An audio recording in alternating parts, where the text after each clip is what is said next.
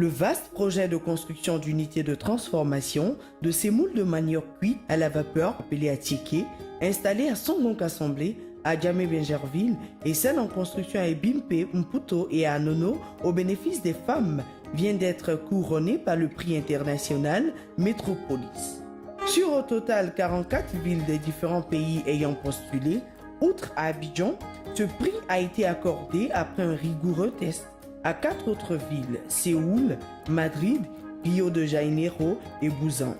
Il a été remis le 8 octobre 2014 en marge du 11e congrès de Métropolis à Hyderabad, une ville de l'Inde, par le président de Métropolis, Jean-Paul Huchon, lui-même président de l'Île-de-France, au vice-gouverneur Ncho Kwao Vincent, représentant le gouverneur Robert Begré-Mambi. En recevant ce prix, le vice-gouverneur n'a pas caché sa joie. Nos impressions, c'est des sentiments de joie. Nous venons de remporter un prix mondial qui couronne l'effort du président Ouattara, qui a vu juste en accordant une place de choix dans son programme, en reconnaissant le rôle important que jouent les femmes. C'est une autre bataille éco-diplomatique que remporte la Côte d'Ivoire via le gouverneur du district autonome d'Abidjan, Robert Begré-Mambi. Ce prix, en plus de son aspect honorifique, constitue en effet une aubaine pour la ville lauréate de faire connaître davantage le produit présenté. L'Atiké, issu donc des unités de Songong et d'Adjamé-Bingerville, sans oublier les autres en construction, bénéficiera d'une excellente promotion au sein du réseau Métropolis. Ce prix vient à coup sûr réquinquer le gouverneur Mambé qui a décidé d'œuvrer en sorte que la Côte d'Ivoire devienne le premier pays producteur et exportateur d'Atiké dans le monde. Pour Catherine Zouzoua, responsable du réseau féminin de Métropolis, qui a fait son entrée triomphale au conseil d'administration de cette prestigieuse, influente et puissante structure, derrière ce prix se trouve une large gamme de financement de nombreux projets de femmes dont la réalisation contribuera à la réduction de la pauvreté au niveau de la gente féminine, bien souvent seule face aux charges familiales et aux vicissitudes de la vie.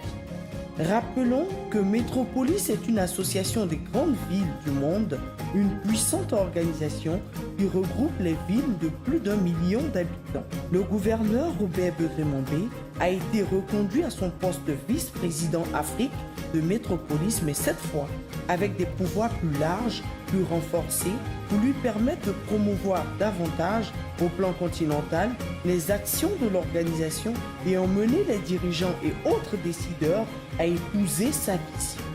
Ce 11e congrès mondial a également été l'occasion d'entendre le témoignage de grands élus ayant contribué au cours des 30 dernières années à la construction et au développement des métropoles et proposer des solutions concrètes à l'élaboration de la ville pour tous. Ces réflexions sont aussi et surtout une contribution de Métropolis à la préparation de la conférence des Nations Unies sur les établissements humains Habitat 3 et aux objectifs du millénaire post-2015. Jeunes, femmes se sont donc mobilisées pour échanger leurs expériences, leur vision du développement dans la perspective de la relève, une manière pour eux de prendre en main leur destin. Le président de l'Inde, Pranab Mukherjee, une fédération de 29 États et forte de 1,252 milliard d'habitants qui n'a pas voulu se faire compter ce congrès, y a pris part et s'est engagé à mettre tout en œuvre pour accompagner cette organisation dont l'objectif essentiel est de lutter pour apporter le développement aux populations. Ouvert le 6 octobre,